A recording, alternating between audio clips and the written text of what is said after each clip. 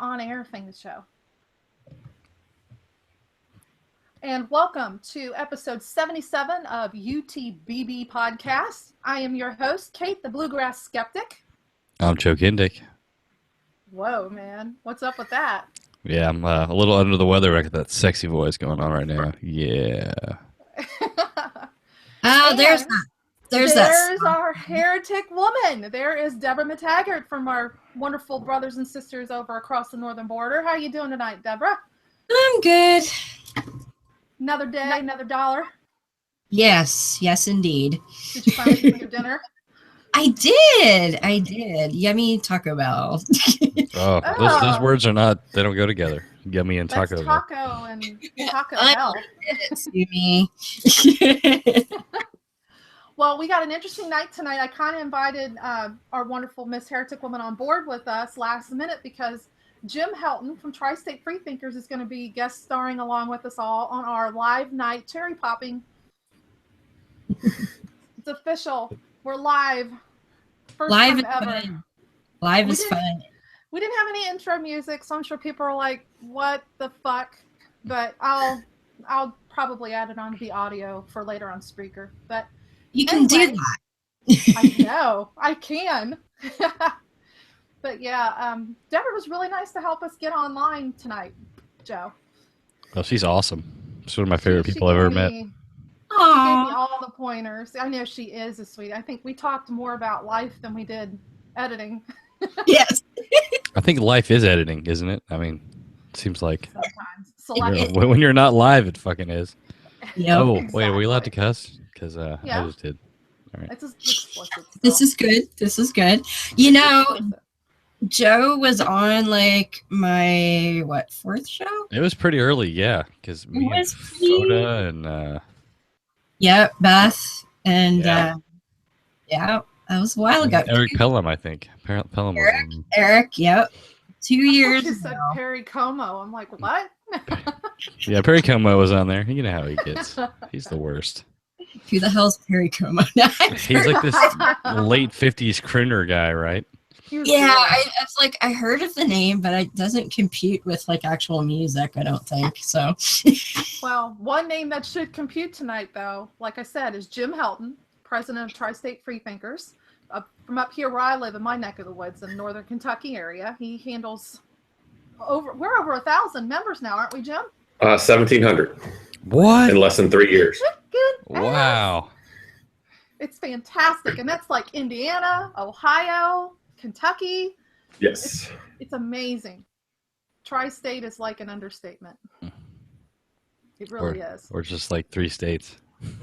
I know, but we need to like get more. We need to like get Michigan. If we get 6, we can be the sex state freethinkers. That's my goal. Oh, there we go. Bravo. Our meetings are sloppy. That sounds like fun. Have you had any insurgents of people from Indiana since Pence is going to be in the White House? We do have members from Indiana. Most of them are probably from Cincinnati, Northern Kentucky, but we're over all 3 states for sure. Cool. Yeah, I know you do for sure have some from Indiana. I just they're kind of like the rare one to find in the crowd. We put up the FFRF display, the nativity scene in Brookville, Indiana, because members complained. So yeah, we did that last year, and that'll be happening again this year in other cities. They got rid of theirs finally, but there's other nativities we're going to be battling. We've already got reports coming in starting last week. Yeah, and speaking of reports, you've got a lot of shit going down lately. It sounds like in Grant County, Kentucky. Yeah, the nice thing, the one thing from the Ark Encounter, we got all that press for protesting the Ark Encounter and our billboard, but people start reporting violations to us once they knew there was a group and people they could turn to that would help them because they've been greatly ignored or intimidated into silence. So we got a bunch of reports in of violations. We sent a letter to Grant County.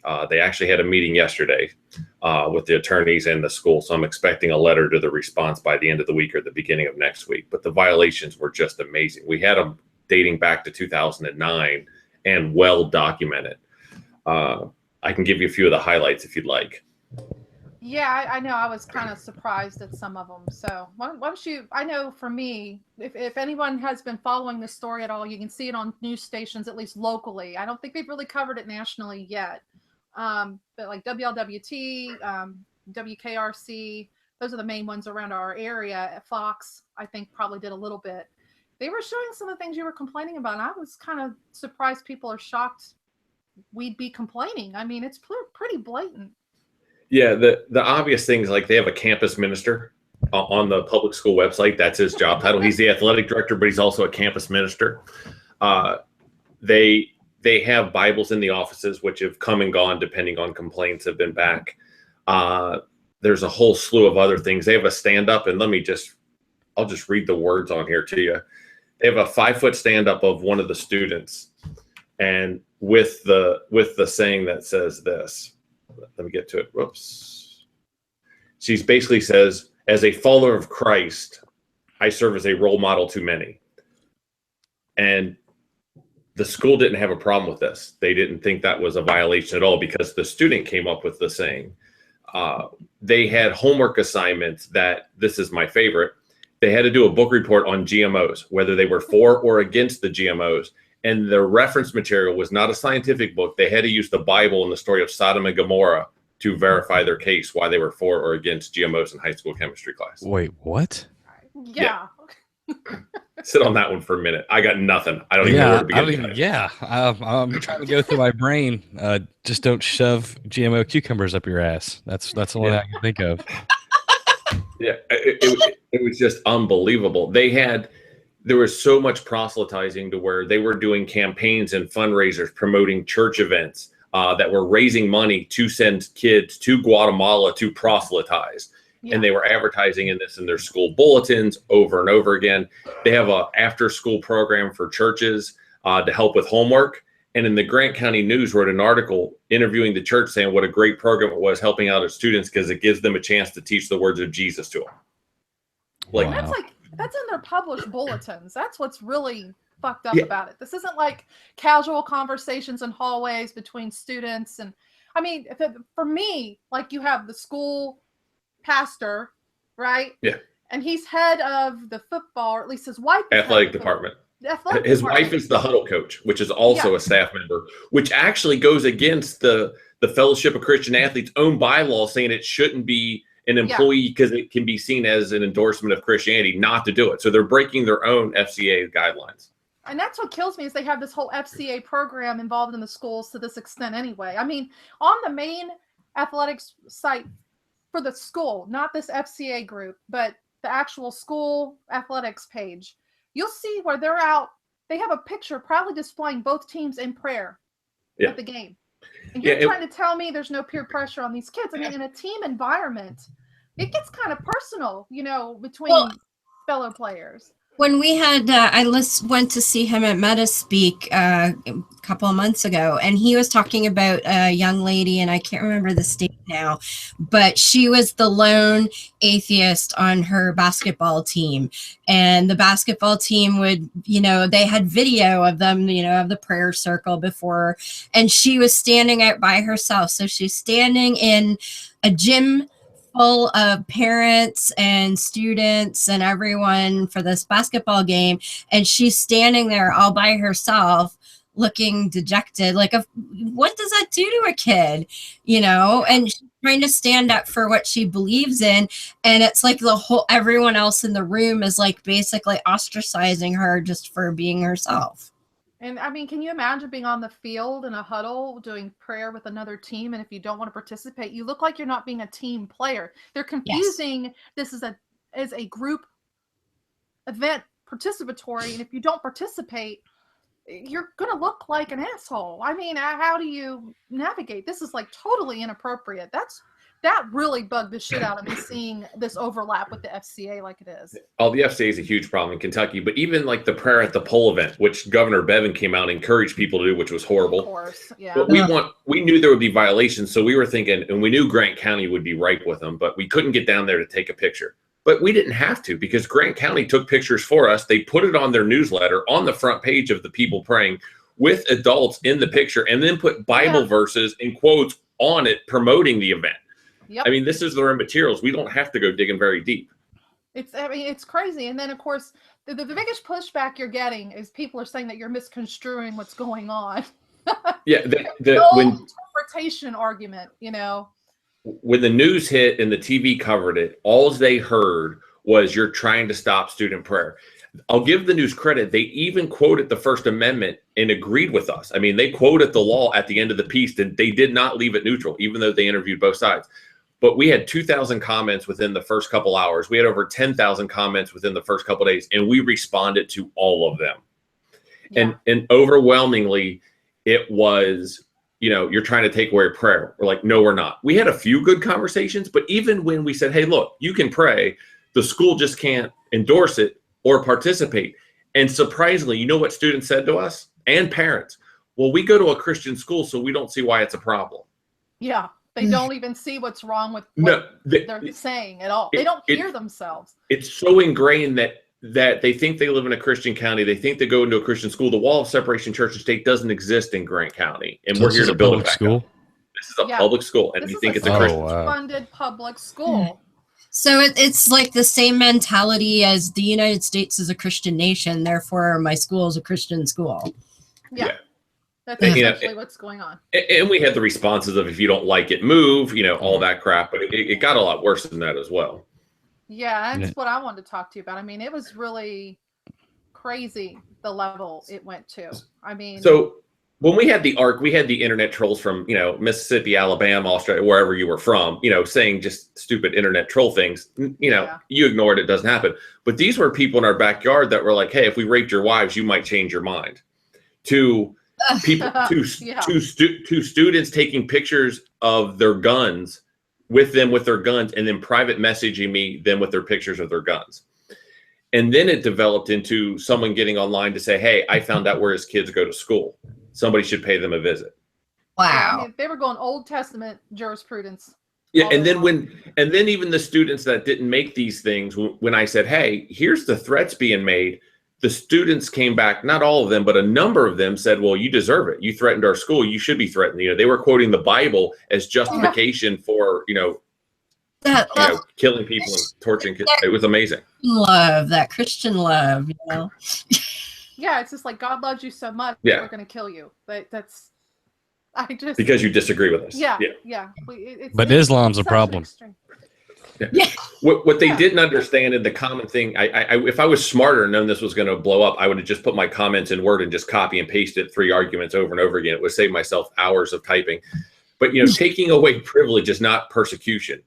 No, it's equality, and they just did not understand it. I got on the computer at 9 a.m. on that day, and I did not get off till midnight answering comments. It's true. I know. I went in there and batted a few times myself, and I appreciate that. They ignored me quite a bit. Did you notice that?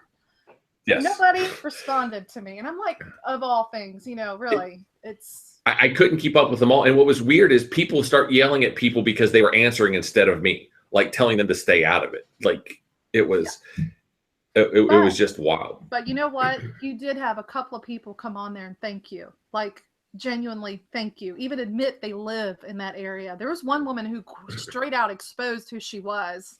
In her when she was commenting. Facebook wasn't privatized yet, and it wasn't there. What you didn't see is, because we couldn't publicize it because fear of their safety, was the number of students and parents and residents that emailed us and sent us private messages saying just what you said. A few of them said it publicly, but most of them couldn't. In fear, and then they start reporting more violations going on in Grant County and start telling us more things. And some of the students that were arguing, saying, how dare us, the coaches should be allowed to pray with us at school. And we're like, oh, the coaches are praying with you? Like they were saying things we weren't even aware of. Yeah. Yeah, exactly. And that's the thing. It's like when you have, and I think a big part of it is, one, you have a lot of these, Bible study groups in the school, the Bible clubs. We have those all over Kentucky, Ohio, anywhere in the Rust Belt. You find these groups predominantly way too much mixed in with the school. And people go, well, just start your own group. And how easy is it to start your own secular group in a school, you think, like Grant County, Jim? Oh, it's near impossible. I mean, one, the school would fight it. Legally, though, you could get it through, but you would have to have the kids that are willing to stand up to accept the backlash. And most of them aren't. And I can't blame them. I mean, if you look at what happened here, and they try to make the claim like, we're not pressuring anybody, we're not threatening anybody. If they had a problem, they would say something. Who are these people? And it's like, obviously, look at your behavior. That's why they can't say anything. Well, they do the whole, well, no true Christian would behave that way, and we're not like that. But then you have all these folks that are that way, and you don't see them speaking against their community for talking this way to people. It'd be one thing if they were like, hey, we don't support this behavior, and they actually go out and confront their community members that are doing this. But they're not doing that. They're basically just saying, oh, we don't do that. And they're letting other people do all the bad stuff, you know. And I think they're being cowardly in that. Well, I'm going to say I don't support that. But if they were in where they thought they were secure, I bet you anything. Well, we're glad that they're doing that because, you know, they deserve that treatment. I'm just not gonna, you know, because maybe I'll lose my job or something like that. But they're, you know, I think they do tacitly approve it. They're just too cowardly to stand up and say, yes, I agree with that. Or they're just happy that someone else is doing it and they're not getting their hands. My argument to them is when they would say, well, those aren't true Christians. I would say, I would disagree. I think they are true Christians. They're reading the Bible. They're following the Bible. They're doing exactly what the Bible tells them to do when I do what I'm doing. Yep. So don't make the argument they're not true Christians. Exactly. Just Christianity. No true Scotsman policy. Yeah.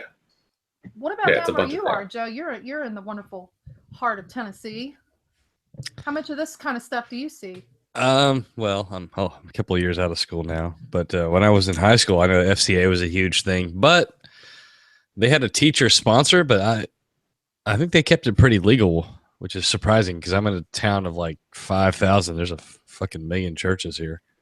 But then again, I mean, we know that area where you live, at least what we saw from NanoCon. I think even Jim, you noticed that high school at NanoCon down there in Nashville. That place Glencliff. is more liberal looking than our high schools. Well, that's an actual blue county. There's two blue counties in Tennessee. There's Shelby County where Memphis is, and there's Davidson County where Nashville is. And the rest of this motherfucker is bright red. So I expect to see something like that in Metro Nashville, but nowhere else. I mean, you're not going to see that.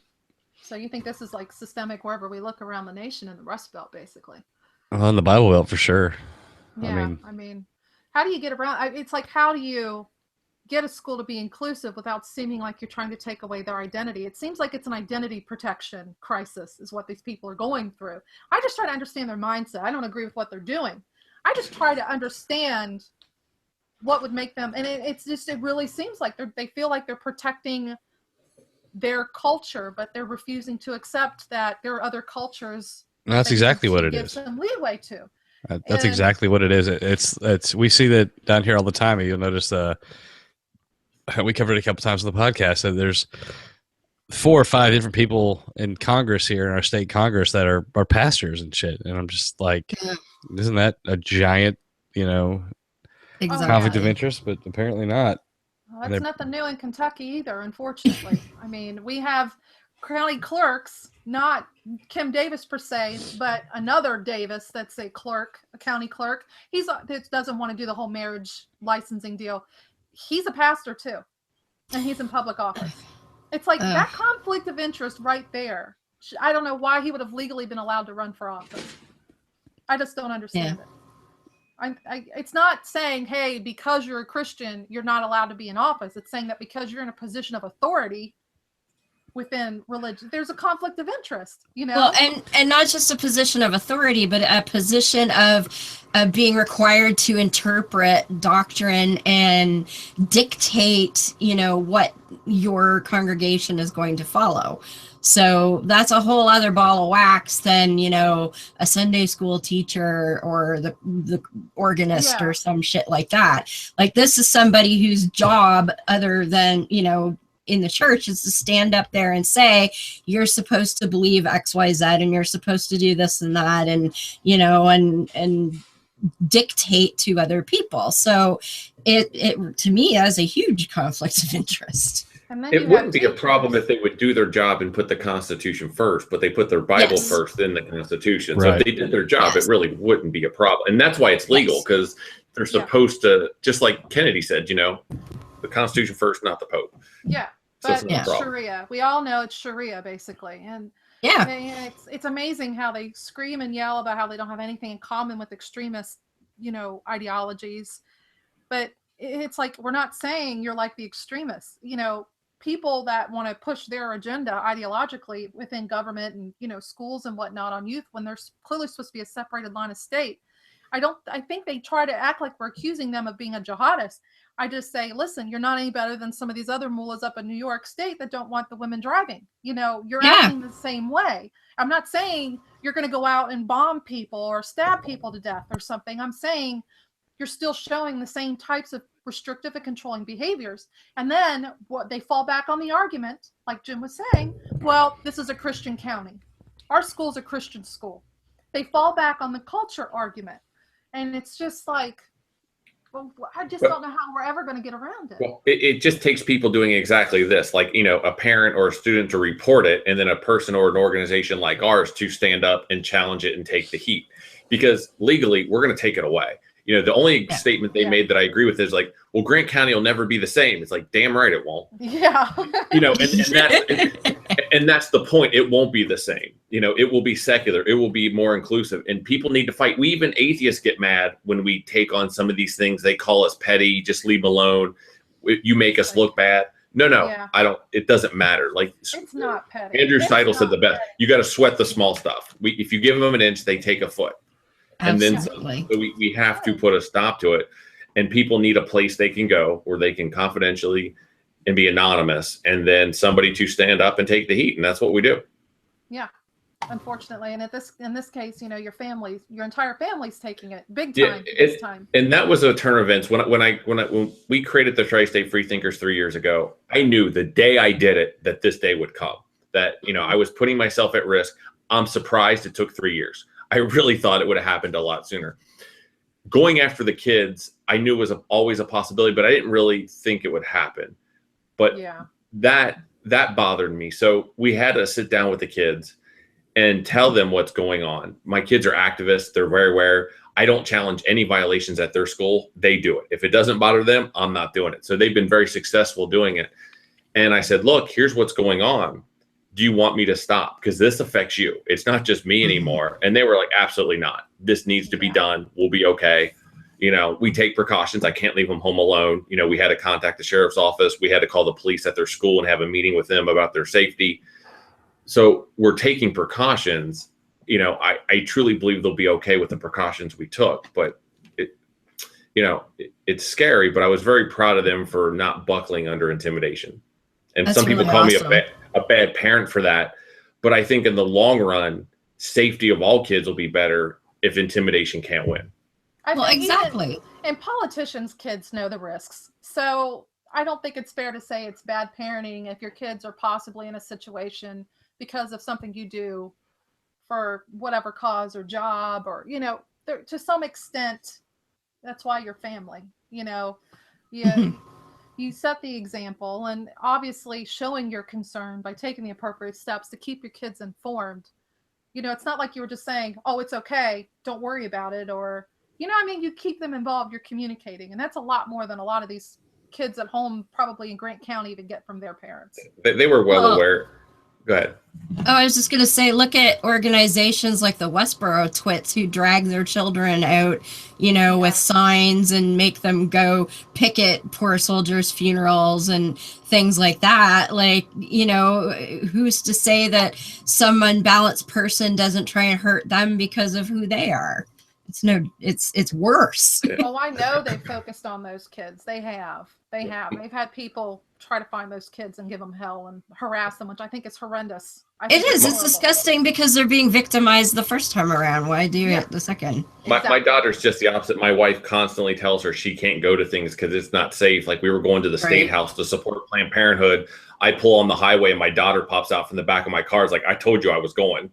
Like, oh my gosh, that's awesome. Yeah, you know, so it's like I can't stop her. You know, like she's demanding to do activism on things where most parents are dragging their kids. I'm trying to keep my kids at home, and they're just refusing. Like, no, this is important to me. I must go. And so, I was very proud of her. People just assume that. I know when I was 9 and 10, I can look back, and my greater world worries didn't really involve a greater world. But we also didn't have the type of internet and communications and awareness and news that we have now. And I think people seem to underestimate children's comprehension of what's happening and how it can affect them. This isn't something where, like, I know I've had people accuse me with my own son, Sean, saying, oh, well, he's just doing that to impress you. And it's like, no, not at all. He and I don't agree on a lot of things. This is just something he's really motivated about. And they're like, well, when I was at his age, I blah, blah, blah. I'm like, well, you're at his age. We didn't have the internet. We didn't have, we had Yahoo message boards. We had to keep hitting refresh. We didn't even have that. Like, when I became an atheist, I didn't even know another atheist. I don't even remember the first time I met another atheist. It was, if you didn't have somebody in your community, you were by yourself. There was none of this stuff going on. Well, I hope they don't harass you about your parenting, Jim. I mean, I've met your kids several times. They definitely have their own minds. I've seen them give you guys enough shit when they're up to something. The good news is we called the school, and the school basically, they contacted us, said they really couldn't do anything, but it's such a small county, and parents start getting on my Facebook page and started, yelling at me and cussing at me. Yeah, and I was like, if your child is old enough to get on my page and challenge me, he's old enough to hear the response. And I never used language. I never made threats. I was very respectful, not of their beliefs, of course, but of them. Yeah. And so when they start seeing what their kids were saying, they were horrified. And then they start, you need to block these people. And then I'm like, no. And then they were like, other parents got on there. So I think the parents kind of in the school, even though they couldn't officially do anything, it basically shut it down. But an interesting conversation happened after the guy called me an asshat and a few other nice names. He was like, you need to block my son. And I thought about it for a minute, and I was like, no.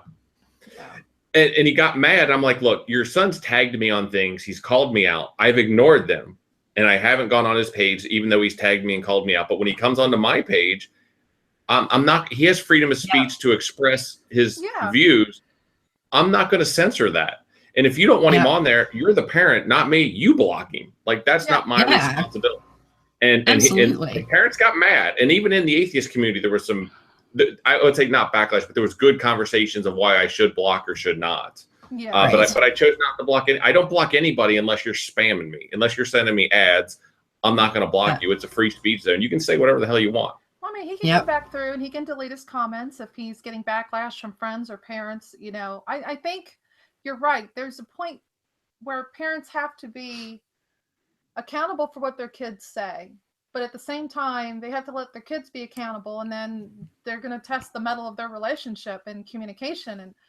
And this might be something that, oh my, there's a big glaring gaping hole in what I thought my good parenting was that we need to work on. It's a good dialogue to leave it out there. I think the parents were most upset because it went from like the violation of constitutions to they start bringing up the Bible. And how did Harry Potter get in there? And they go, well, that's just a fairy tale. Yeah. And I'm like, your book has talking donkeys, talking snakes, unicorns, dragons, and a zombie horde. And they were like, there's none of that in there. And then we just start throwing out Bible quotes. Yep. And they were just like, oh, I'm going to bed. Like, they had no idea what was in their book. And I think parents saw that. Yeah, we were just saying that. Never tell an atheist that's not in the Bible. That's right. Now, I did surprise a few people didn't know about the zombie horde. They didn't know about the zombie horde. So even atheists didn't know about the zombie horde. Even Thomas Paine called that out. That's like one of my favorite parts of The Age of Reason, where he's basically saying, how the hell do you miss an entire zombie horde? Exactly. It's true. And that's something that I think the kids, they read about God having come back. They skip the part about him dying. They just, they go, okay, he's on the cross, he died. Now he's back.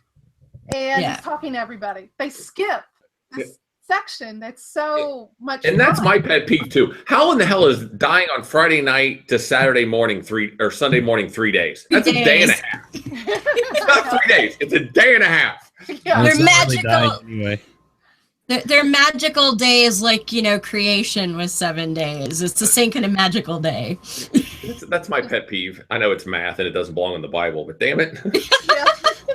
Get your story version. Don't confuse the Bible with facts, damn it. It's the pie version of days. That's the Bible version of pie's version of days. But yeah, I agree. Sometimes when you attack the actual purity of the doctrine, that upsets parents more than anything because they don't want to have to field those questions. Well, they can't usually. No, and we did, and they said you need to respect my beliefs, and that was an argument. I was like, I will absolutely not respect your beliefs. I will respect you. I think you're respecting beliefs by simply pointing the kids to the full story to begin with. You're totally respecting their beliefs more than they do. You're giving them an unedited version of the book that they take their rules from. They have no clue. Yeah. We had one girl that admitted that God, I said, she was talking about God being all power, God being able to heal people. And I'm like, hey, I got a few friends that would like some limbs back. Yes. And she's like, well, God can't do anything. He can't heal people that doctors can't. I'm like, so you're saying God can only heal what doctors can? So he's not all powerful. So she admitted he wasn't all powerful. And then I'm like, well, then she admitted he wasn't all knowing. I'm like, then why do you worship this? Yeah. Why does he get the status of God? Yeah. I just did not understand the things that were coming out of the students' mouth. I will tell you though, after several days of arguing with high school kids, I felt really, really smart for the next couple of days. I felt like I felt scholarly. You could have called me Dr. Helton. I felt so smart for a couple of days. Nice. I'm not gonna lie. Don't turn into a Dr. Smith, man. Don't turn into a Dr. Smith. It was only a couple of days. It is faded. I'm back to reality, but I did feel like I knew everything at that time. Yeah. Well, it sounds like you've got a lot going on. And so have you reached any kind of conclusion with this yet or had a statement from the school? No, like I said, I did talk to the attorney because we talked about safety issues. So I did have a conversation and it led a little bit. He kind of hinted at what they were going to do, meaning he saw no problem with the stand up because it was a child. They're going to fight on that one. The Bible, he was very adamant about that did not belong in the office. And if it was there, they would discipline the staff member that put it up. So they would take strong action. So that was good. It seemed like he wanted to sit down with me and negotiate the violations of like what they could have and what they couldn't, which was really bizarre to me. Yeah. But the most important thing I told him where I was not flexible was our demand that we want training. That there's a clear history here. They don't understand the separation church state. We want training. He's like, well, and he gave me all the reasons of why not. And I was like, I don't even care if it's not this year. It can be next year. And I don't care when you do it, how you do it, what you substitute. I will leave all that up to the school. But we need training. And he basically said, I'm not opposed to that. But it's not my decision. I'll suggest it to the school, and we'll see what the response is on Monday. School meaning school board, ultimately, right? Yeah, the district, because there were so many. Normally, we write a letter to the school, and if it's just the school, we send it to them. They correct it. It's no big deal. If they have a repeat violation, we attach the district to let them know what's going on. But there were so many schools involved in this, and it was every one of the schools that we just sent it right to the district to say, you got issues. Oh, yeah, I guess that's something we should have mentioned. We weren't just like talking about the high school here in Grant County. That's the one thing I do. We're talking about the high school, the middle school, and the elementary school. Yeah, the elementary school, a child brought in a book about Charles Darwin, and the teacher took the book away saying evolution wasn't appropriate for school. What? A lot of teachers in Kentucky and many states they're scared to even touch on the topic of evolution because I don't think it's officially even sanctioned in Kentucky. Is it? Yeah, it's the law, but the teachers are afraid to get fired or the backlash from parents. I met one teacher, he was in Ohio though, who basically said, 8th grade, I teach evolution. This is science. If your religion tells you otherwise, you need to go to Bible schools for that on Sunday. Not here. It doesn't belong in my classroom. Like he just nailed it. I was like, good for him. Tennessee is one of the states where you're allowed to legally teach creationism here. Yeah, Tennessee and Louisiana's horrible. Indiana's not much better. But well, now we have Mike Pence as VP, and you saw who we have coming in for Secretary of Education. We're in trouble. We got a big fight nationwide again. You know this. Yeah. It's going to be bad. I already know they're trying to push it here in Kentucky again. They're trying to make it where creationism can be same as science, which... I haven't seen the bill in Kentucky. Kentucky's actually pretty good about not teaching creationism if it gets caught. So it's fairly decent. No, they're floating ideas for a bill. They're floating ideas for a bill. But we've already seen bills on abortion, gay rights coming, transgender, like all that stuff's already out there. It's going to be a rough way to go for equal rights. It's like, they know that they're diminishing. They know they've lost the marriage equality battle. So it's like this giant, frenzied throw of spaghetti to try and see what they can make stick. But they can't. Because in Kentucky, In Kentucky, they have a supermajority. So they have Ooh. a Tea Party governor, 64 Republicans, 32 Democrats. We can't stop it. I mean, Wow. they can do whatever they want. It's That's the first crazy. time ever in Kentucky, too, that's happened. Supermajority. Like, they can't even filibuster. It's just done. And they are just dancing around gleefully, like Satan. Just, Yeah. They're doing a whole Dr. Evil dance, being all excited. And a lot of it from an outsider looking in, but from the attitudes of those people, it's like they're doing this not only to maintain their own privilege, but it's a way of kissing God's ass, like, oh, look at me, I fought for this and that, and our state got, went all Jesus-y, and does that mean I get a bigger mansion in the sky now, and that kind of bullshit. I have people used to tell me that once you're saved, you're always saved, kind of thing, whether I like it or not. And I said, well, a street corner in heaven, is that supposed to be bad? I'm just like, okay, I know. whatever. I mean, I did the Jesus prayer twice to make sure when I was a kid, so if that's true, it don't matter what I do now. Yeah, right. But when you look at everything, I think ultimately it does somewhat come down to, I think, a spiritual eugenics, this purity of doctrine deal. And I think that the evangelicals and moderate Christians are having a very hard time getting along, especially because there was a lot of Christians. The majority of this nation supported gay marriage. Yes. The majority of this nation is Christian. So you have to take these things into account. And I really feel like we're dealing with, like, when you see with the Sunnis and the the Shiites over there. Shia. Yeah. You're seeing the same thing. We've got this minority that's trying to keep a hold on the majority.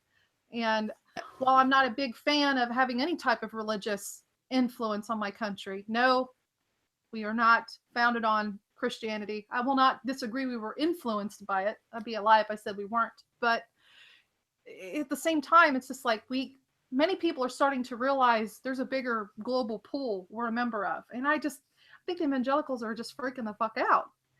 Yeah. I don't think they understand they're going to sideline themselves as some really batshit crazy people in history eventually. It's not good for them, image-wise especially, or for their message. I never understood the whole, we're founded as Christians supposedly, therefore we must always be like, yeah, like my point to counter that is, well, Australia was founded by shipping all kinds of supposed criminals, so they should just be a penal colony forever. And Canada was founded as a business, so we should just all still be fur traders. Oh, so you're gonna take Donald Trump for us? I love you. No. I love you. No. We have a strict anti-faux Cheeto policy, so he's my orange-colored Dr. Evil. We're not taking Cruz back either. We also have a no returns policy. So. Damn it! Sorry. So Ted Cruz is your fault? Yeah. Is that what I just heard? Yeah. Yes, I'm sorry. He was born here. I'm sorry. I might even take Bieber back instead of him. I don't know. I would take Bieber back. I'll keep Bieber. You keep Cruz. We're good. Oh, hell no. I'd make that trade. I think I'd rather not listen to either, if I'm thinking about it. But if you got to pick one to deal with, I think we'd rather have a Bieber. I mean, yeah. There's a good chance he'll end up over-drugging or overdosing, and then he'll be a martyr and irrelevant.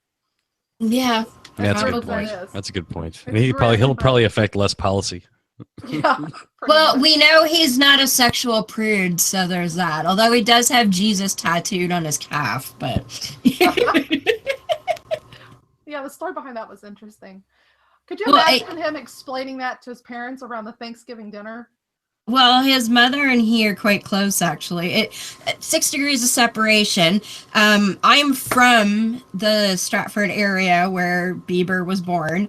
My stepsister went to school with his mother and is still friends with her. So, and I've never like formally met the kid, but I did run into him at a radio station that I was working in the same building once when he was first he looked like he was 10.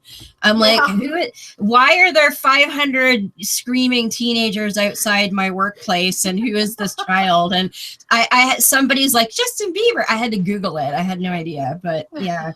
My stepsister still talks to his mother off and on. I mean, they're very busy jet setting and whatnot, but they do still connect. So yes. At least he hasn't gone so far off the deep end they had to take over his finances. So not yet. So. Not yet, Although right? he did punch out that fan last week. So yeah, gosh. Craziness with families. And speaking of families and all that, we just got through Thanksgiving. Oh, right? Yeah. I slept through it. I was doped up through it. I had surgery. So how was it, Joe? It wasn't bad. I have a funny story about this. So my wife's a Christian. Her mother's a Christian. They both know I'm atheist, obviously. We went to my aunt-in-law, and her husband's I think a preacher of some kind, I guess Baptist. yeah. As we're sitting there, his son's in town with his new girlfriend, and I made a smarmy comment outside about Jesus or something. I went inside, got something to drink, so I'm watching football. And then the uncle comes in and he's like, before we eat, I'd like to have a talk. He starts going on this Jesus diatribe and God diatribe, the true God. And I'm thinking, son of a bitch, she outed me. I thought my mother-in-law outed me. I'm like, God damn it. We're going to have a talk on the way home. And it turns out his son's girlfriend apparently isn't a Christian. So I thought it was all about me. But the guy was like, I couldn't imagine where this world would be if we didn't have God. And my thought was, well, probably 1,000 years in the future. Yep. But I got attaboys for not, for just keeping my mouth shut. And it's gonna be like one of those Billy Idol songs where she's crying for more, more, more. Exactly. There you go. Jeez. Oh man. Not have to wait till the white wedding day. It was ridiculous, and he kept saying these things, and I'm like, you don't see how much better the world would be without it. I don't understand how you can't see that. I mean, the guy's been through all kinds of shit, and still thinks his God gives a shit. That amazes me too. Oh yeah. Now, see, I always opt out of like Thanksgivings. Not ever really. I mean, don't get me wrong. If they got a free Thanksgiving meal at work, I'm front and center, bitches. Now, you guys have seen me. Right? I'm gonna fucking eat if there's food available. That's what I do. But it's just like, for me, I know the history behind Thanksgiving. This isn't the whole Plymouth deal. For me, it's the whole pronounced holiday. And the first one was by George Washington, to give God thanks. I'm just like, yeah. Yeah, I sat out. Last year, I told my family, I was like, this is a horrible holiday. I'm out. And I'm a vegetarian, so there's nothing I can eat anyway, because you put even meat in the mashed potato. Like, there's nothing I can eat. So I'm like, cranberry sauce. It is the shiznit. With bourbon.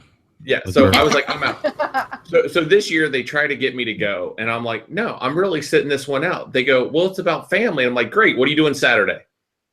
So, I was like, I'm available. If it's about family, let's get together, family. But it's about, they gave me the argument of tradition, which made me even more adamant about not doing it, because I'm like, every day with the Freethinkers, I fight bad tradition. And this is another bad tradition that I'm buckling to, and my rebellious side just said, fuck it, I'm out. Now, and I sat home. What about the after day Black Friday sales or Cyber Mondays? Do you get in on the deals? I have in the past. I did not this time. I did not. For the Freethinkers, I did, though. The Freethinkers needed some things, like some trifolds, and we needed some tablecloths and things. So I did shop for the Freethinkers, not for myself personally. Need money, America. Give us money. So we did go do a little shopping spree, that because we saved quite a bit of money on getting some things that we needed. So what's sad? They started having Black Friday sales up here now. I thought you guys had Boxing Day. We do. That's our Black Friday, is Boxing Day. Everybody goes nuts on Boxing Day. But no, they started having, and for those of you who don't know, our Thanksgiving was a month ago. Yeah. Like, it's the first Sunday of October. And I happened to be down in Savannah, so I wasn't even here for it. But it was a good reason to be in Savannah. Hello, it was. cherries. Yes, I was down for the wedding and all of that. So yeah, and I skipped it. But funny thing, and actually it kind of goes a little bit to Joe's story. My husband's family is very religious, of some Lutheran extraction. His mother in particular and his oldest sister, they're very Jesus-y. And for his brother lived in LA for a number of years. So this past Saturday, they had a sort of pseudo American Thanksgiving, let's invite some people over for dinner thing. So we were invited, and I didn't know who was going. I just knew that, you know, we'd been invited and at least one of the other sisters was going. And of course his mom. So I'm like, oh great, dinner with the Jesus freaks. And we don't talk about it. They're the kind of folks that it just goes in one ear. They cannot fathom someone in their family not being a Christian. So like my husband is a Buddhist and has been for close to 30 years, and they don't even register that he's not a Christian. So it doesn't come up. I just sort of grit my teeth and whatever. So we went, and they had invited some friends of theirs. So it was like, you know, the eldest brother whose house it was, the youngest sister who had come, his mom, spouses, and then two other couples that were friends of theirs, and they had a new next door neighbor. And the husband of the neighbor was away, so she was there by herself. And we start talking, and you know, we're enjoying talking, the two of us. And by the end of the evening, I kind of had a feeling, and I was like, you know, so I'm an atheist, blah blah blah. She is too. And we were like, so the two of us are like off in the corner, blah blah blah blah blah. And I'm showing her like, here's me at Reason Rally, and here's me at, you know, with David Silverman and this and that. And so yeah, it was kind of, and nobody else, well, I think my husband figured it out, but nobody else, they were all oblivious to. It's like, oh, those two are getting along. It's like, yeah, we are. So it was kind of funny. What do you guys think of the whole idea of, okay, so you don't exactly go with the whole actual meaning of Thanksgiving, but you kind of come up with your own family get together? Yeah, I mean, you know, and I was just thinking to myself, where was the roots of our things? Like Thanksgiving here is very much a minor holiday. There's no, I'm trying to think now. It's usually on a Sunday. They do have a quote Thanksgiving Monday. I'm trying to think. I don't think it's even a mandated holiday. Like I think it's sort of if your company wants to give you that day off, kind of thing.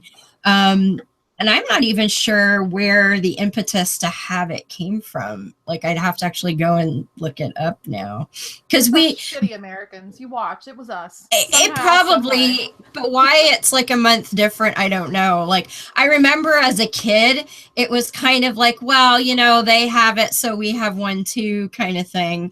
But I don't think that's the case. I think there's more to it, and I'm gonna have to.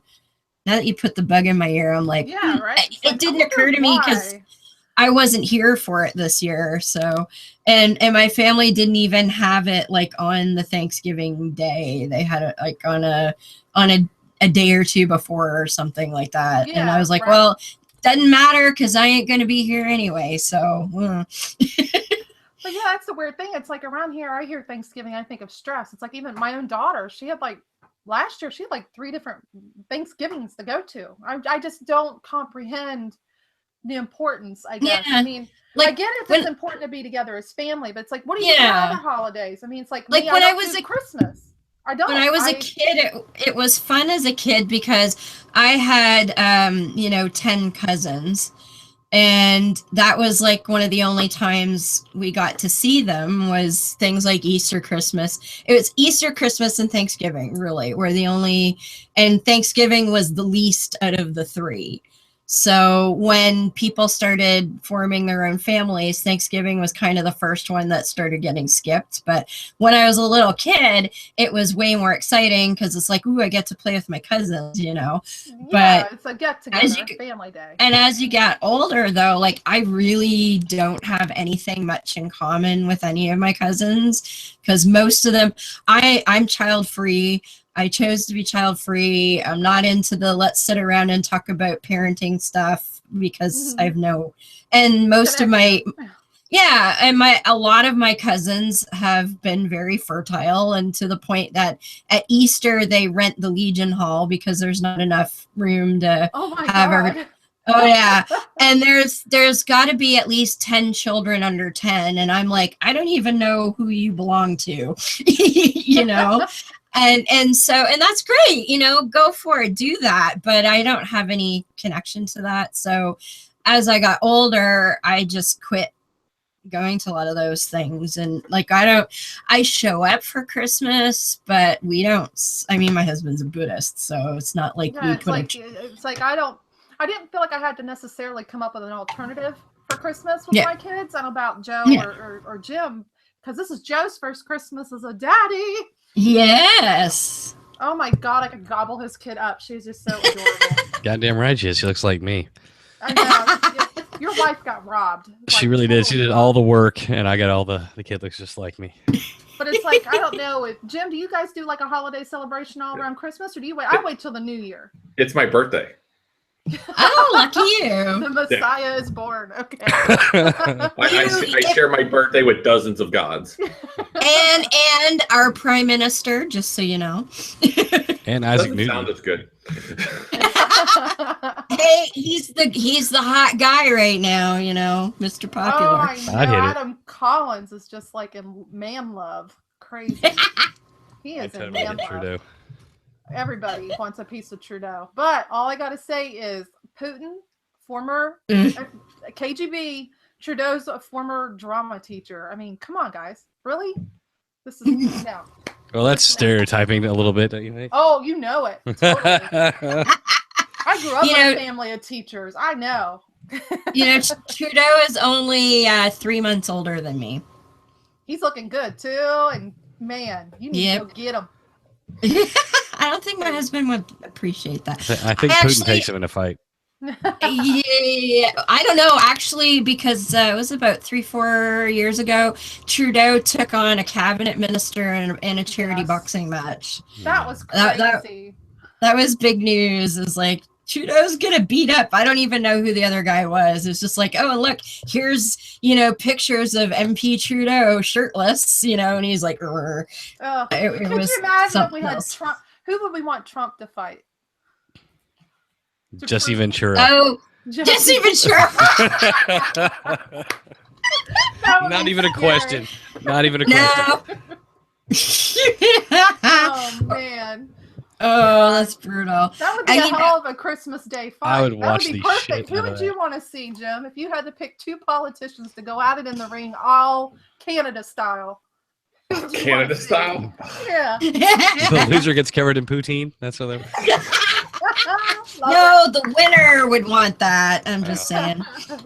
That shit's really popular up here. I don't care for it, but it's super popular up here. Yeah, I got nothing. I can't top that.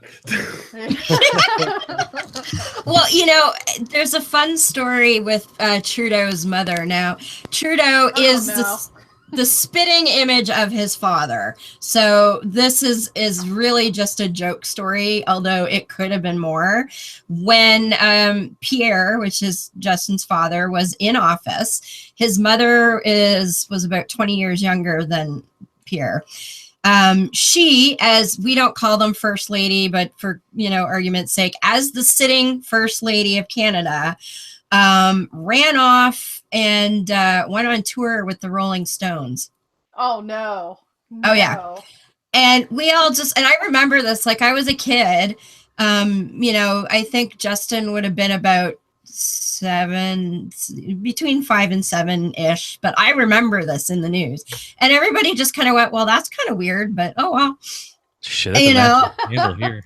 And so the joke is, you know, that Trudeau is Mick Jagger's love child, but he's way too pretty. He's way too pretty. He's the spitting image of his father. So I mean, it's obviously not true, but still, it's kind of funny. Does he have a brother? I think yes. He lost a brother. I think there is a surviving brother because they had 3. I think they had 3 boys, but he had an older brother that was killed in an avalanche in BC in I think it's the late 90s, I think. Yeah. That's So skiing accidents, man. They've claimed quite a few politicians in this country. Sonny Bono. Yep. For one. That's who I was thinking of. Yeah. Yeah, he ate a tree, and there was Liam Neeson's wife. I think she ate a tree and then died later. Yep. That's messed up. Skiing. It's one of my favorite is. Eminem lyrics. I hit the trees harder than Sonny Bono. Yeah, that's cold. But yeah, like you were saying, it would have been a national scandal for you guys, and we all just kind of went, "Oh, okay." Yeah, we love our real life soap operas apparently in this country. We love our drama, like what you saw with our election, and now we got this holiday season. I wonder how tense it's going to be though, because families, Yeah, it's like an emotional civil war in households right now. Have you all noticed that? Have any of you experienced that yet? Have you, Jim, with your family, outside family, like an emotional civil war between Trump and Clinton and Bernie Sanders and all of this? No, I mean, my family, which is some Democrat, a lot of them Republican, they were even like, we can't vote Trump. So they were even on Hillary's side, or they voted third party because they refused to vote for Hillary. So, but it didn't really come up. They couldn't even vote for Trump. I mean, they were obviously wrong on some issues that I was happy to correct them when they brought them up, but I didn't have that in my family. And most people know, like, I never bring up things, but I never stay quiet when they do. So most of my family knows that's my rule. Like, if you're going to bring up God, I'm going to talk about it. So if you don't want to talk about it, you better not say it. And so most of my family that doesn't want to talk about it just doesn't. Like, they just know. And it's been a pretty good policy for me. Yeah, it'd be nice that some of us, we can't. I know Joe's had where he's been. Did you get like thrown out of your father-in-law's house or something one time? That was my brother's house. Your brother's house. Oh, lovely. It was politics, wasn't it? Yeah, he was stupid and wrong. Has he chilled down? Oh no, we're fine. Yeah, just there was alcohol involved. So. But I used to stay quiet at family events. Like, they would pray, and I would just sit there and look around. And now at the table, if they like let us pray, I just get up. Like, I will not say anything, but I will move my chair, walk over as many people as I have to clear the room. And, and people are like, "What?" Like, that was disrespectful. I'm like, "It's your prayer. I was just getting out of the way." Do you like pour some tea in your hair and light it on fire so that it's like the power of God making you evacuate the room? Or and then like my daughter's eating, and somebody goes, "We pray before we eat." And she continues to eat and goes, "Well, why do you do that?" What blesses the food? And she's like, "Does it make it taste different? Like, what's that going to do?" Like, it was hilarious. Awesome. And while she continues to eat the whole time, like, not That's stop. beautiful. Like, it's like, it's not my tradition. Is the cook not blessed? Is the cook a sinner? And now you got to pray over the food to be sure? I mean, but I just, if you're going to force your belief on me, I'm going to walk out of the room. And I don't say anything, but I do walk out of the room. But if you're not at the edge and you're in the middle of the table and you get up, it makes a statement. It will. Yeah. Well, I figured out this year a new tactic because, like I said, they rent the Legion Hall for Easter. And I don't always get to my families because my husband's family does something sometimes the same day and it's too much. But this year, my family isn't overly religious, but they always, when there's a big gathering, they always pray before meal, whatever. And so right at the moment where they were like, "Oh, let's say grace," I was like, wow, I really have to go to the bathroom. So I just like went to the bathroom and I was like, wait a minute. Why have I not been doing this for the last 25 years? Damn it. Like, the other thing you can do is, which I've done, is, we have a family like that. There's like 75 people there for my mom's side of the family reunion, and they're like, "Let's bow our heads," which you don't. And you're looking around and then, like, there's 5 or 6 people looking around. You're like, "I need to talk to you. I had no idea." Yes. So it's a good way to call out and find some fellow allies, in my family, they were basically the prayer police. They were the prayer police. They would be looking to make sure everybody else was praying like they're supposed to. And they would rat you out if you weren't praying. Oh, Snitches get stitches. Everybody knows that. Yeah. I would be called out. I'm perfectly okay with it. Well, yeah, I am too. Yeah. But back in the day, when I was a kid, you didn't get caught looking around. If you were looking around, you kind of barely had your eyes all the way closed. You kind of see through your eyelids and Yeah. I just I kept remember- drinking wine through the last prayer that we had. We had a Thanksgiving a weekend beforehand, and I'm just drinking wine the entire time they're praying. And I look over at my little cousin, who knows I'm an atheist. And he just shakes his head and goes back to bowing his head. Well, I Praying for remember you, Joe. as a little kid, before I got suckered into the Kool-Aid hardcore, remember when there was family, let's bow our heads and say grace. And I remember singing kids songs in my head so that I didn't have to listen to the stupid adult prayers, because, this is like when I was like 5, 6 years old. And it wasn't until I was like 7 or 8 before I got, scared into, oh, I better ask Jesus, blah, blah, blah. So at that age, even, I was like, well, this is dumb. And I'm like, I'm going to sing, the Cookie Monster song in my head or something. Well, it's C like is 2 for minutes cookie. to eternity when you're listening to somebody pray and you just want to eat. Oh my Yes. 2 minutes to eternity. It's Or horrible. Yes. that's another comment we heard a lot just from the comments where people say they're going to pray for you. And I'm like, why are you being so hostile? Well, that's why I Yeah. put that bumper sticker up, Jim. Yeah. It's just what you really mean. It's Yeah. saying you praise. It's being classy for fuck you and the horse you rode in on. It's all it is. You're Yep. going to pray to your God to force me to do something against my will. Like Like I told you, Joe. That's they're calling in subverting free will. Prayer Yeah, is but you know what? They haven't fucking convinced me. So either their God's impotent or their prayers are bullshit. Yeah. It's like that meme that goes around, I'm going to post this nasty thing about Christianity, so pray for me not to. Oh, whoops. I tell people, I had an interesting post where I was like, stop wasting your time praying for me because I've committed the only unforgivable sin in the Yep. Bible. So Blaspheme the Holy you're Spirit. wasting your time. You can't even do it. And then some asshole told people what it was. I'm like, spoilers.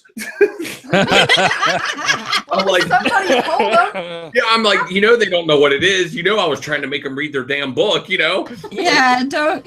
But heaven forbid they have to go figure out something for themselves. Oh no. But it was fun. I was like, and then but then it started to change reaction once he listed, you can't, for the Holy Spirit, if you don't believe in the Holy Spirit, that's the unforgivable sin by blasphemy. Then a whole bunch of atheists start blasphemy against the Holy Spirit, so they couldn't be prayed for anymore, just in case they weren't sure. I know, and they still do it anyway, because you always get the ones that are like Kate said, well, once you're saved, you're always saved. I'm like, I'm pretty sure I did my utmost to make sure that's not happening.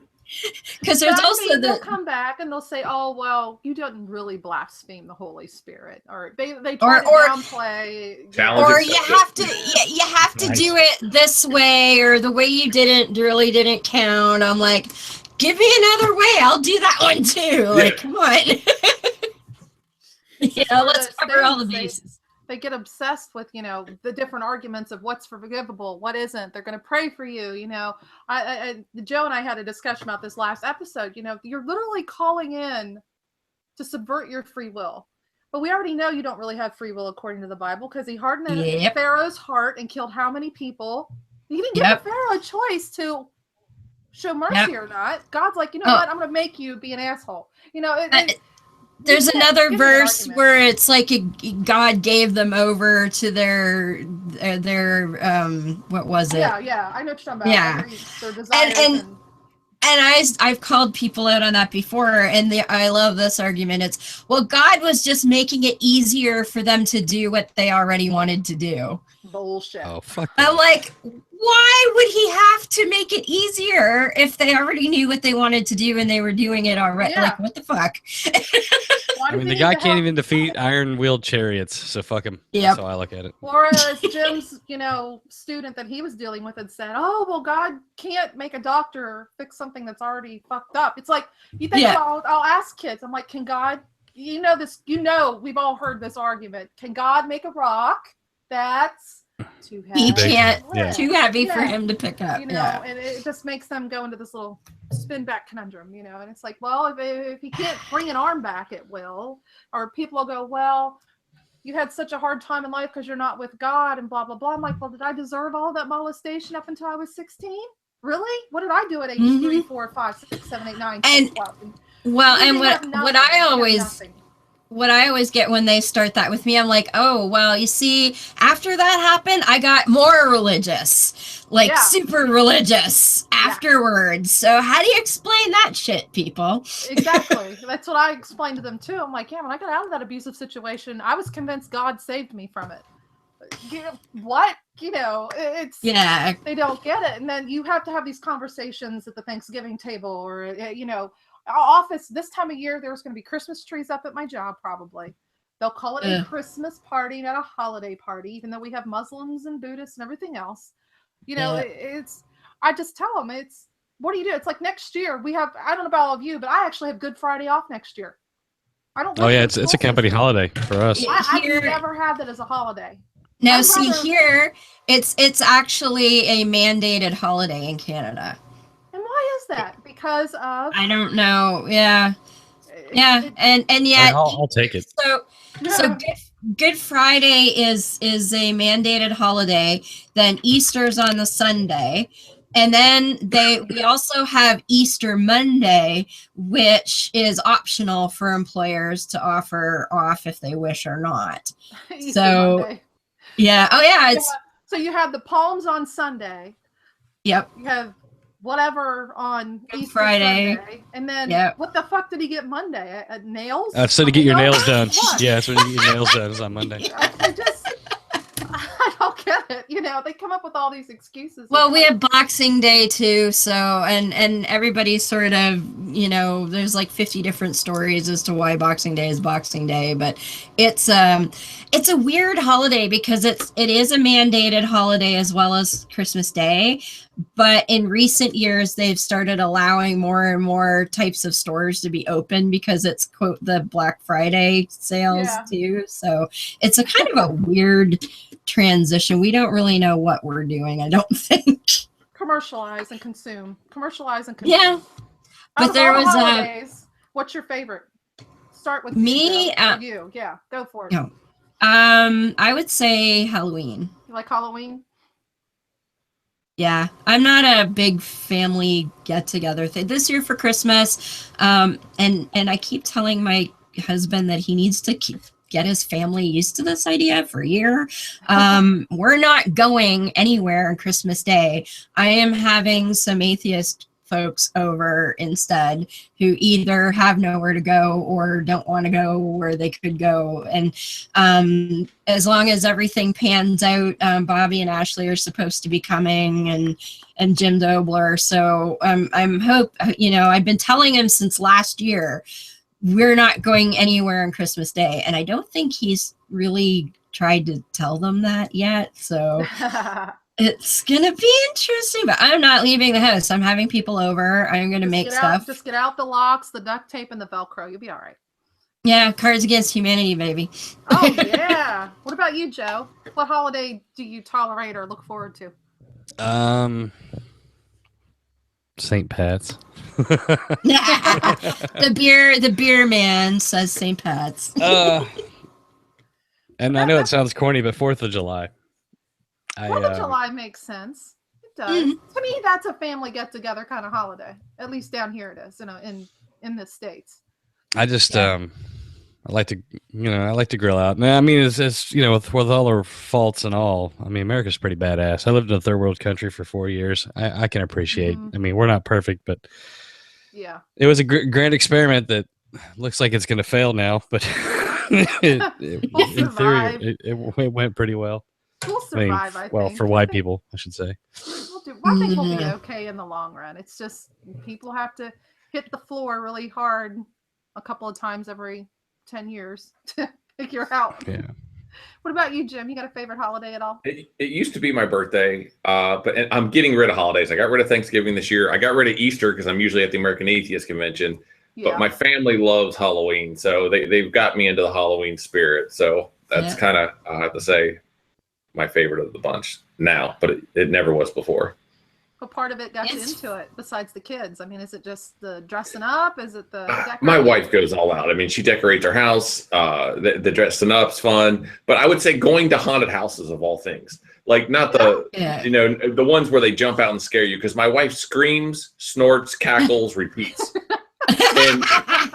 it's like a comedy show. I laugh through the whole thing. And she has a girlfriend that goes with her that falls on the ground in the fetal position when things come out. Like they sell a mirror of themselves and they threw their shit everywhere. And like they're in a fetal position in the corner. I'm like, this is the best thing ever. Can we do this over and over again? So we call her, she's our October friend. We every week in October, we would go to a different haunted house where they would jump out. And it was like, this is the best thing ever. It's so, we could charge admission because so many people want to see them, do this. Sounds like it's worth the astronomical admission sometimes for those places. Yeah. So yeah, I'm like the worst to go to those with because I can actually anticipate everywhere that they are. So I'll actually be going through and I'll know where they are and I'll go scream in their face. the only one. I know. The only one that got me, the local theme park, it's called Canada's Wonderland, and it's huge. It's like almost Disney World size. And they do, because they start winding down because it's going to snow. But for, the last couple weeks of October, they do like the last, I think, Thursday, Friday, Saturday, they'll do it. And the whole park is decorated in skeletons and the staff members are dressed up like that. It's great. And they have lots of haunted houses. And it was one that was an Alice in Wonderland one. Ooh. And they had done a beautiful job inside. They had painted everything in phosphorescent paint. Oh, you gotta get Chrissy there, man. She'd love that. Oh, and like this room, it was like a parlor, and the walls were hand painted like roses wallpaper. It was in phosphorescent paint. It was stunning. And the guy that got me was dressed like the wall. Oh, so shit. I walked up and I'm admiring the roses on the wall, and the wall jumped out at me and was like, I'm like, way to go, dude. You're the first one to get me in forever. It's like, yeah. I like the blackout where they turn off all the lights. They give you like a rope to hang on to with your party. Oh, and it's pitch black. And all of a sudden, like a strobe light comes on. And then like there's a monster holding the rope in between your party, like hovering over your face. Nice, and then the strobe light goes off and they're gone. And like you're feeling the wall, and some of them are wet, some of them are furry, like and it goes on. Like those are my favorites. That's great. And then there's one by the police where it's after Halloween. They do a lights out. You have to sign a waiver. You can't bring your kids. Yeah. They give you protective car coverings for your seat. Wow. People pee themselves. Yeah, like they grabbed Chrissy by the ponytail, pulled her all the way down. They separate you, like 300-pound cops separate you from your party physically and force you to go like alone to try to find each other. Like it's intense. Yeah. I couldn't handle that. That would be too many flashbacks for me. I couldn't. Yeah, I don't know. That one might be a little too. Being able to figure out where the shadow person is one thing. And that one's good because they're police, so you don't know when they're going to stop. Like, yeah. So it's kind of real. Like, oh shit. These guys know what the fuck they're doing. Oh damn. Like they're not even dressed up as monsters. They're like, we're cops, and we're like, damn. Well, I'll tell you, my holiday. I mean, I celebrate the New Year, like January 1, not Eve, not Christmas. I celebrate New Year's Day. That's because it's a holy day. Is it? I look at it as it's a new year. You get new shit. It's one of the biggest Christian holy days, but that most people don't know about because they're too hungover. Well, my parents never celebrated it either, so I always liked it because Christians. To me, it's what else is new? They were evangelical funders that say trick or treating was evil. So, but yeah, I like New Year's Day because, like, by New Year you get new shit. So my kids get new shit on the first day of the year. But before the New Year's Day, up until New Year's Day, like the last week and a half of the year, they have to get rid of some of their old shit to make room for the new shit. I literally talk about it in this term. It's shit. It's what I call it. That's a good. I like that. Because it encourages them to kind of clear out, and you're still processing memories from the previous year. There might have been some piece of crap sticky hand thing you got at the Chinese place 6 months ago that's been on the floor for a month, and they're going to throw it away, but then they'll remember that night and how much fun we had and we bought it. And it's weird. It's just kind of like a mental, emotional cleansing, and then you get new crap. That's good though. Yeah. I like that. Out. I like doing that. And then I don't like any of the other holidays. Though I think Valentine's Day is cool simply because the guy got his head cut off for being a douchebag and breaking the rules. So that was kind of cool. And I like the festivals. I'm a festival person. Yeah. I'll go to the Catholic festivals. I'll bet my pennies and nickels and drink beer. Why not? You know. I will do it. I can't give money. Yeah, I know. That's why it's pennies and nickels. Yeah, my kids had a real tough decision because we have a huge one down the street, you know, and the whole neighborhood goes. Yeah. And she's like, "Are you going to tell the kids they can't go?" And I'm like, "No, I'm not that guy." Yeah. But let them decide when. And they were real young at the time. They were like 5, 6, you know. And I was like, and all their friends were going. And I was like, you know how Dad's gone long nights? Yeah. And I'm like, well, all the things I'm fighting and the reason I'm gone is because of the money they get for doing these things. The money goes to fight what I do every day. So I understand the festival's fun. I understand all your friends are going. I want you to know where the money's going and what they're doing with it. And then you have to make a decision if you want to go. But I understand either way. Yeah. And they thought about it long and hard and were like, can we do something else fun? I'm like, whatever the fuck you want. Like, yes, cool. I will take you anywhere. But, you know, they made that decision. I was very proud of them, you know, that they made that decision versus me being that parent that said, no, you can't go because this is an evil organization. Yeah, exactly. And that's how we kind of look at some of the churches and we go to some of the events. And it's just like, you know, I only go if the kids want to go. And there's a lot of festivals we go to that are fun that aren't religiously related, thankfully, for the most part. But it's the festival season's like my thing. That to me is the holidays for me, is the festivals. So we don't have religious festivals. So what? So this is like a block party, but it's a religious group? I didn't quite get that. Yeah, pretty much. The Catholics are best known because they have gambling and drinking. Yeah. I mean, it's hilarious. They have all these gambling games. They even let the kids play the gambling games, which is what the fuck, right? That's why I go. That's my kids are experiencing this, and they understand that this is really fucked up. Mom, this is a church thing. You're drinking, and we can gamble. You know, it's just like, yeah, it's biblical. Don't worry about it. They used to keep money at the temples as the bank. It's all good, you know. And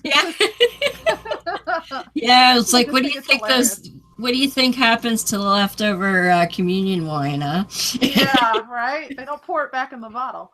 I don't think so. Somebody took down a lot of extra Jesus juice that day. Blood of Christ is super alcoholic. Well, guys, I guess we better wrap this up, though. It's 9:30. Oh, my God. We went for an hour or so. Yeah. I think it wasn't too bad. Did we have fun? Yeah, yes. Thanks for having me on. I appreciate it. It was a good time. It was great chatting and getting to talk about holidays and that, give people some ideas. I think we all had some fun ideas. And some good ways to talk to kids about holidays you might not like that they want to do. I think that was very helpful. No, that is a really good idea. Yeah, because I don't keep count of the days, but I know it's right on a month, right? Ish, yeah. And then it's Vagina Jesus Day. So, yeah. Yep. Ugh. I hear Christmas and I just think vagina and birth. And if you're a woman, that's not what you want to think about on Christmas Day. I mean, except for your mom, Jim. I'm sorry. I don't. That's different. That's special. But it's just, you know, it's like, yeah, we're going to herald a birth. And if you're a woman, you remember the smell and the feelings and the odor. And it's just like, oh, hell no. That's why Santa wears red, because he caught the afterbirth. Oh. Thanks a lot, and I'm done. Thank you. Thank you. Well, Jim, when's the next meeting coming up for Tri-State Freethinkers? That's December 7th, Wednesday is our big meeting. We're having a separation church and state. We invite everybody to come, religious or not religious, so you can find out what's legal, what's not legal, the top violations in schools and county cities. And the ACLU is going to be joining us as well to talk about 2017, where their focus and efforts are going with the ACLU. So we're very happy to have them as a partner on this one. So it's at Newport on the Levee, 7 o'clock Wednesday. December 7th. And website, Tri-State Freethinkers. TriStateFreethinkers.com. If you want to volunteer, if you want to support us by volunteering, go to meetup.com, type in our name. You can join us for volunteering. If you can't volunteer, but you want to support us financially, go to the TriStateFreethinkers.com under support. You can do it through PayPal. We appreciate all And the help. Amazon Smiles. I know I support you guys through Amazon Smiles. It's And like the Kroger easiest. Rewards. There's a Yep. great ways to support organizations, nonprofits without costing you anything. If money's tough, go to smile.amazon.com or Kroger Rewards. It will not cost you anything. It's a great way to give back. Exactly. And I mean, it's a fabulous thing you're doing. So folks understand, you don't just like go to schools and make sure they're following the rules. You volunteer at animal shelters. Yep. We feed the homeless once a month. We're going to feed about 300 people here in a couple weeks. Wow. We did 50 community service projects last year. We do educational meetings, one solely based on science, and then another one about whatever the hell we want. We do social events like movie nights, game nights, disc golf, things of that nature, along with our activism of protesting the KKK, protesting the art, church state violations, Pride Parade. I wish I could announce it now. You're about a week too early.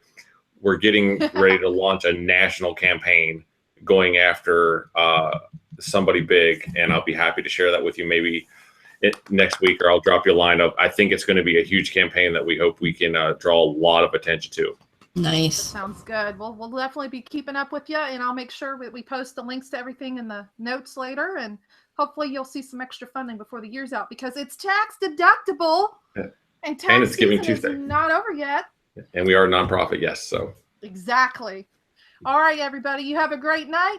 See y'all next week for episode 78. Bye, guys. bye. Bye, Thank you. everybody.